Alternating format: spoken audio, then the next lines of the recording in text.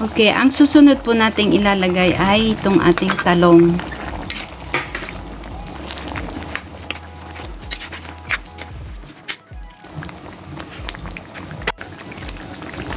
At ilalagay na po natin yung ating malunggay.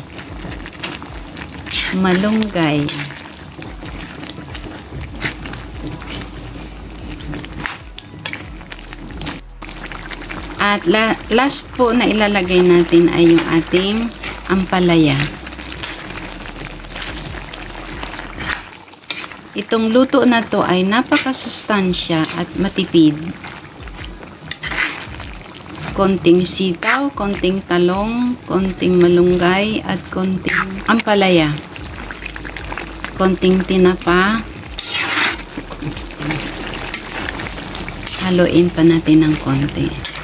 Malapit na po siyang maluto. And then, let's add our chili.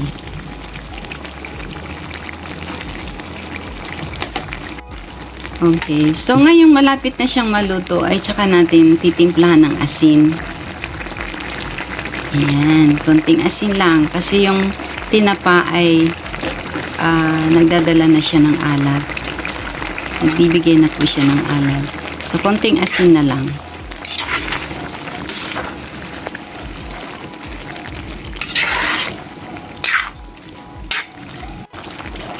Finally, ilalagay na natin yung sili.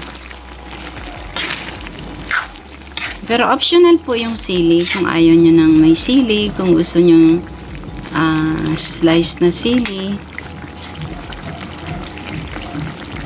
Ayan, almost done na yung ating gulay. Halo-halo na gulay. Thanks for watching.